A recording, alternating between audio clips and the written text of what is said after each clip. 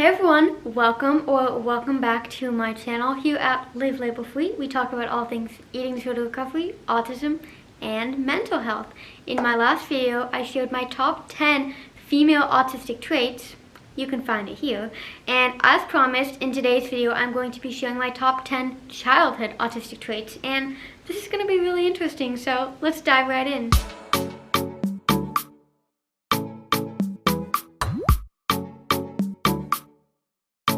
My very first childhood autistic trait is that I was always organizing everything and making sure that everything was matching. Whether this was lining up shoes by size, organizing my clothes in rainbow order, organizing all my toys and never actually playing with them, and needing to read all the books in a specific series before moving on to the next book or series. I was a very organizationally oriented child. And it wasn't actually until later in my life that my parents started telling me stories about how I was very organized and everything. So I don't know if anyone remembers the Teletubbies, but I used to be obsessed with them as a kid. Like, I was obsessed. I needed every single one of them in every single color. And one time when someone actually bought me like a mini version of one of them, I actually got very upset because it meant that I needed all of the other ones of the set too. Like, I couldn't just have 5 like big size Teletubbies and like one mini one. That meant if I had one mini one,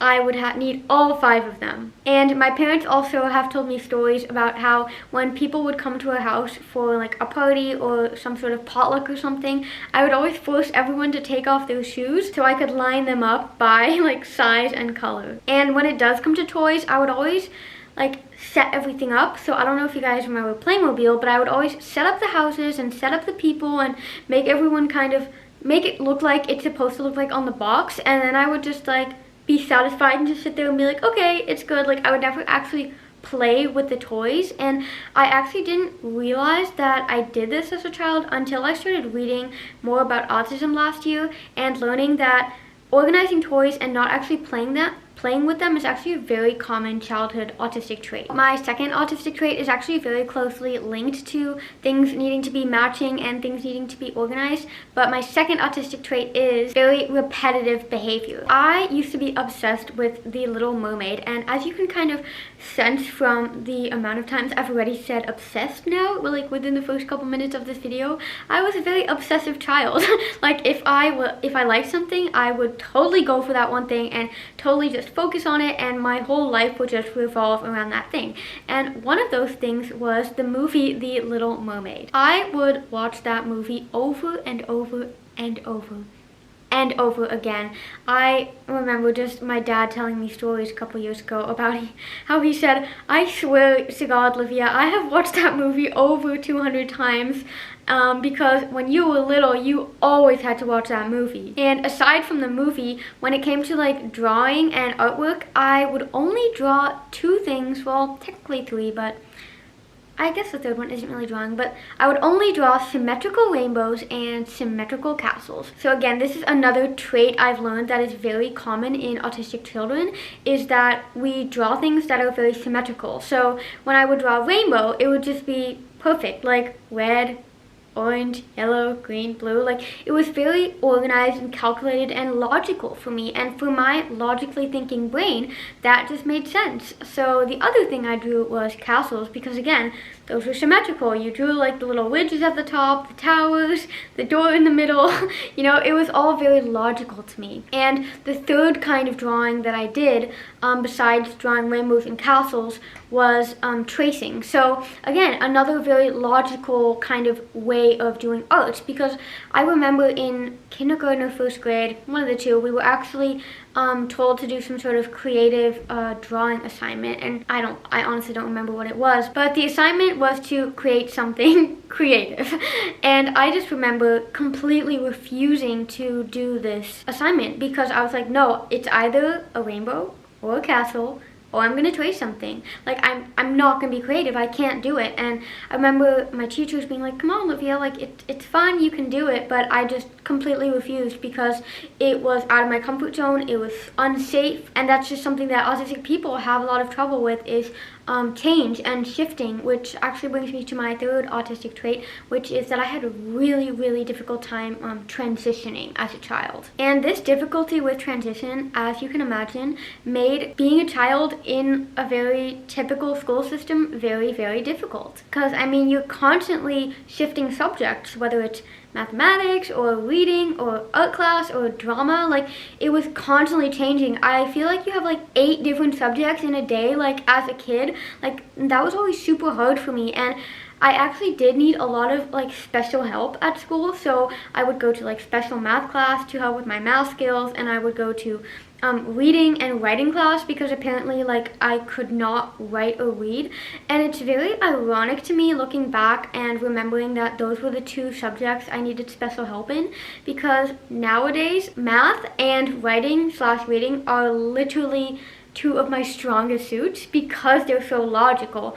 And I just absolutely love writing. That's why I also write so much on my blog at livelabelfree.com. And mathematics was also just my favorite subject ever because it's pure logic. And like I said before, my brain thinks logically. Things need to make sense. Now, my fourth childhood autistic trait doesn't seem as logical, but for me at the time, it was completely logical. But it was thinking that items and inanimate objects had feelings. So I've always had a very difficult time identifying others' feelings, kind of reading people's emotions, and even identifying my own emotions sometimes. But I always thought that items did have emotions. So for example, I would hoard wrappers. Like, if my dad gave me a granola bar in my lunchbox for school, I would eat the granola bar and then save the wrapper and put the wrapper back in my lunchbox. And even though I knew that my parents would probably throw away the granola bar wrapper, like when I got home, when they unpacked my lunchbox, I could not throw away the wrapper myself because it felt like I would be hurting the wrapper's feelings or something. And I remember this one very specific moment when I was in 3rd grade. I had just eaten a banana and I had placed the banana peel on the table, and one of the staff, like the school, I think it was like a student teacher, she was like, "Do you want me to throw away your banana peel for you?" And I just was like super defensive. I got super defensive. I was like, no, I'll do it later. And so I propped the banana peel back into my lunchbox and then zipped up my lunchbox because I could not throw away the banana peel. Like, I thought I would be hurting its feelings by showing it that it was like trash or something. So then when my dad unzipped the banana peel when I got home from school, like obviously that several hours later, like the banana peel will get all brown and gross, and he was like, "Why didn't you throw this away at school? Like, this is disgusting." And I was like, there were no trash cans at school. Like, and I know that that's such a lame excuse, but I just could not throw away the banana peel because I just felt too bad. So I don't know if this is like super weird or if this is just me, but if this is you or if this was one of your childhood autistic traits, let me know in the comments because I just love hearing other people's stories and hearing when you guys resonate with me. So as you can probably imagine, me being kind of an odd child, I had very few friends growing up. And now most people will look at me and think back to my younger years and think, Livia had a lot of friends growing up. Like, she was on the soccer team and she was at school and she was social and all these things, but I never really felt like I connected to anyone.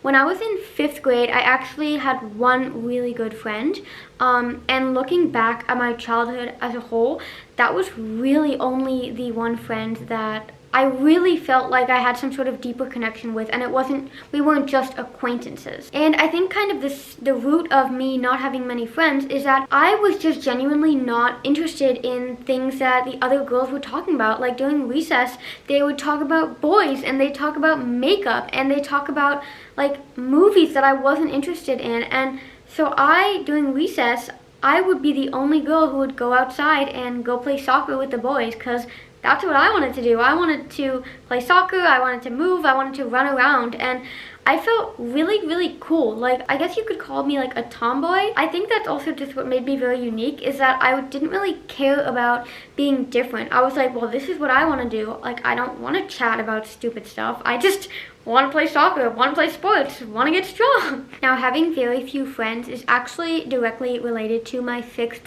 childhood autistic trait, which is that I was always very direct and very clear about what I wanted. So I think I mentioned this in my last video, my top 10 female autistic traits, but when I was younger, if I was having a birthday party, I didn't want any surprises. I wanted to know exactly what I was getting for my gifts, so I made a list of everything I wanted for my birthday and would duplicate it or like write it out several times or copy it with a printer or whatever, and I would hand it out to all of my friends and say, this is what I want for my birthday, and you guys can just arrange how you're gonna do that. You guys can talk about who's gonna get what, but I don't want anything else for my birthday unless it's on that list. And this just goes to show how badly I didn't want to be surprised and how important it was to me that I could predict what was coming and that I could know what I was gonna receive. As you can imagine, this would turn people off. Like, what girl tells people what she wants for her birthday and then tells them they can't come to her party if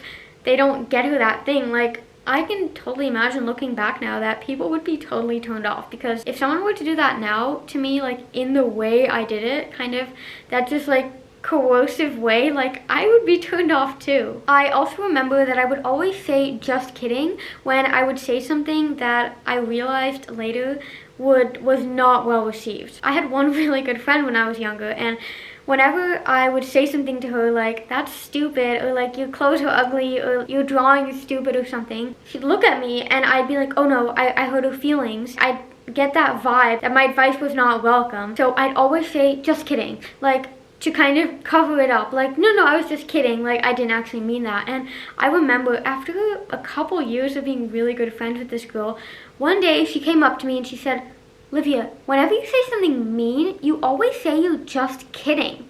And I remember this moment so well, just because it was such a prominent moment of my childhood. And I started kind of to doubt myself a lot, because I was like, why do I say just kidding all the time? And of course I was young. I think at the time I was maybe 10 years old, and you're not thinking like in existential ways like that. But I think as a child I was mentally kind of very mature and was kind of thinking about reasons why people did things and kind of like the psychology behind things. And that's something that interests me now so much, especially the psychology and especially genetics behind like eating disorders and autism and just mental health issues in general. So I just think it's very interesting looking back how that was kind of already there at a very young age. My 7th childhood autistic trait is that I always had a very strong sense of righteousness. And this totally is something that I already mentioned in my last video with my top 10 female autistic traits about having things make sense. And I think that feeling of righteousness really stems from that things having to make sense, because I saw things as very either right or wrong or fair or unfair. And if you think about it, this kind of idea of right or wrong stems from things having to make sense. So one example of my childhood that I will never forget, just never forget, and my mom is still mad at me for like being annoyed at her for it, but when I turned 6 years old, I had a birthday party and we were playing musical chairs, and you know, you run around and then when the music stops you have to sit in the chair, and every round a chair is taken away. So there's one person that if they're not quick enough to sit in the chair, they will be out, and the last person to remain in the game wins the game of musical chairs. So I remember my birthday party when I turned 6 years old. We were playing musical chairs and one of the chairs was taken away and the music stopped and I sat down, and one of my friends, well, afterwards she was not my friend, I assure you that, she pushed me out of the chair, thus making me out. And my mom was at the time like refereeing the game, so saying, oh, you're out, taking away the chair, stopping the music, turning on the music. And she said, okay, Olivia, you're out. And I was so mad. I was like, no, I am not out. That girl pushed me out of the chair. I am not out. She's out. I'm still in the game. And my mom obviously didn't want to like hurt this other girl's feelings, and she didn't want to hurt mine. Looking back, like I was her daughter, but I'm still mad at her for that one day. But I was out of the game even though that girl had done something that was not right, that was not fair. And that's the reason why I just remember this event, which was literally over 15 years ago now.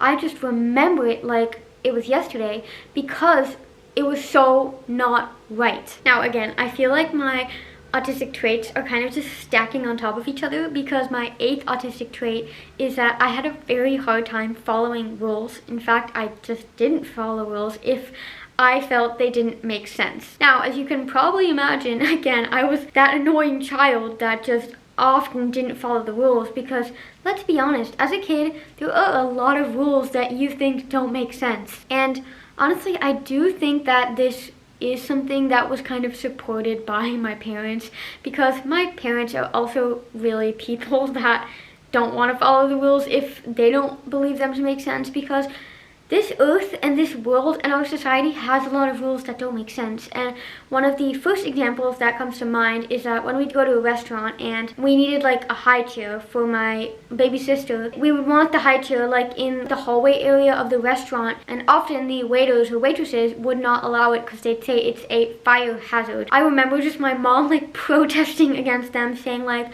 well, what about that chair in the corner? Like, that's a fire hazard, and you guys walking here in the aisle is a fire hazard. So I guess it definitely is very closely related to my upbringing. But learning more about autism again, like I have been in the past year, I've learned that being very against the rules, if they don't have like a clear explanation to them, is something very common in autistic children and also just autistic people in general, because things for us need to make sense. So if they don't make sense, or if we don't understand them, or even worse, if people don't give clear instructions to why something is the way it is, we often have a very hard time following or abiding by that rule. So pro tip for anyone who has an autistic friend, an autistic family member, or just wants to communicate with an autistic person in general, give clear instructions. There is nothing you can do that's worse than giving vague instructions to an autistic person.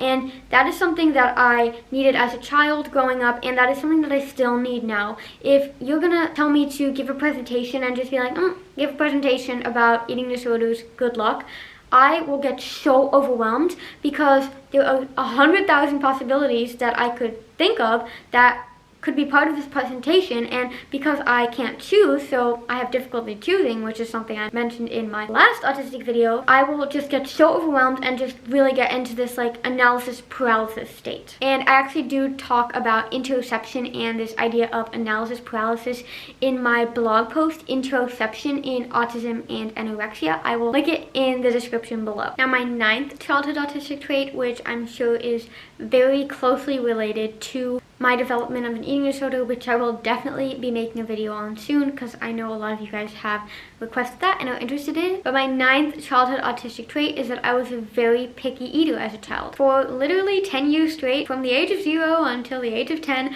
I ate the exact same thing day in and day out. Breakfast was either Fruit Loops cereal, Cheerios, or Cinnamon Toast Crunch. It had to be cereal, and it had to be sugary, and it had to be sweet, and it had to be cereal with milk, and that was my breakfast. I remember one day we were out of milk, and I completely had a meltdown because I was like, I need my cereal with milk. There's no other way to eat it. And my mom suggested, like, why don't you put yogurt in your cereal? And I eventually actually did try it and did enjoy having the yogurt with my cereal, but it really took like an hour for me to like actually agree to having the yogurt. And looking back, I am kind of just like confused why my parents didn't just go to the store and buy milk. But I think when you have a child and you don't know that the child is autistic, you kind of want to condition them that they can't always get what they want. And I mean, that's true because in life you can't always get what you want, but I just remember so clearly that I would just be so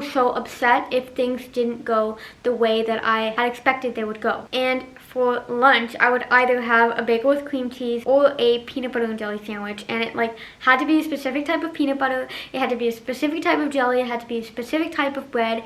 And for dinner, I would always have macaroni and cheese with chicken nuggets and broccoli, and I always had to have dessert. Like, I always had to have dessert, and I always had to have snacks. I was a huge baker as a kid. I was always baking those Betty Crocker chocolate chip cookies from the like bagged mix, and I was always eating those, and that was my diet for like 10 years of my life. And when I turned 11, I developed my eating disorder, so all of those foods went out the window and my whole diet changed. But I think that, again, is something that I'll save for another video. Now, my 10th and final autistic trait is that I had a very difficult time sharing. And honestly, that's something that I still struggle with a lot. And I've learned that that's something very common among autistic individuals as well. Because when you are autistic, anxiety is a very prominent emotion in your life. And I have talked about my experience with anxiety before, and I've luckily found a lot of ways to manage it and deal with it, but it's still something that I struggle with a lot, because I am naturally just a very anxious person. So when you have to share things and you don't know what other people are going to do with your items, or if they're going to return them or not, it's a lot of unpredictability. Do you know if it's going to get damaged? Like, when are they going to give it back? How long are they going to use the thing? Are they even going to bring it back? Are they going to take it? Are they going to break it? You know, it's so much unpredictability that as an anxious person who needs predictability and just needs certainty, you want to prevent anything that you don't have control over. So you don't share anything, and you just keep everything safe within your little bubble of life, because then you don't have to deal with the anxiety that comes with not knowing what's going to happen when you share. Well, that's it for my 10 childhood autistic traits. Please give this video a huge thumbs up if you learned anything, and let me know in the comments if any of this resonated with you. And if you're interested in learning more about my autism journey, make sure to check out these 2 videos here, and make sure to subscribe, and I'll see you in the next one. Bye!